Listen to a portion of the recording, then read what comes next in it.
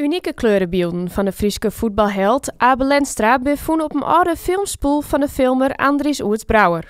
De band van Brouwer binnen verrast, zei ik dochter Bianca. Dat is natuurlijk fantastisch leuk, want wij wisten dit ook helemaal niet. Dus nou komt het aan het licht en is voor ons als kinderen is dat natuurlijk enorm leuk ook. Wij wisten helemaal niet dat mijn vader geïnteresseerd was in het voetballen, dus dit is voor ons ook nieuw.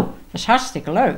Waarom hij deze voetbalwedstrijd van Heerenveen in Haarlem in 1948 gefilmd had, in kleur, bleef voor de band een vraag. Wij kunnen ons helemaal niet herinneren, nog mijn broer, nog mijn zus, kunnen zich herinneren dat hij dus naar voetballen toe ging. Vandaar dat ik ook denk dat hij een uitnodiging gehad heeft om het te filmen, omdat hij heel veel gefilmd heeft. Altijd in Dokkum en over de oorlog en over schaatsen en ga zo maar door. Dus ik denk dat ze gewoon gedacht hebben, nou die meneer Brouwer, die kan dat wel filmen. Want het is natuurlijk Abel Lenstra en dat was wel heel bekend. Toch is het net vreemd dat Andries Oerts-Brouwer zijn camera bij hem hield tijdens deze voetbalwedstrijd. Mijn vader die filmde heel veel.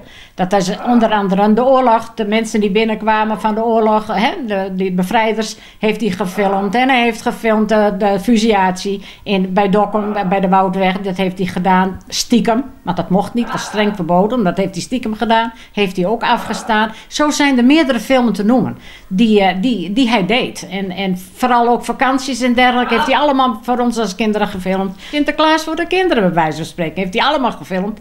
Dan huurde hij een zaal af en dan kwamen de kinderen allemaal. En dan organiseerde hij allemaal met Sinterklaas en Zwarte Piet erbij en dergelijke. Feest was het altijd. Dat was mijn vader. De beelden werden broekt in een documentaire hoe Abel Lenstra en de dochter van filmer Andries is er zeker van dat hij er ekwies mee wezen zou. Misschien dat hij het wel heel leuk vond, hem kennende, want hij was wel altijd heel erg... Ja, ik denk het wel. Ja, ik denk wel dat hij het heel leuk gevonden had. Zeker weten. Hij wilde er vast aan meewerken, dat weet ik zeker.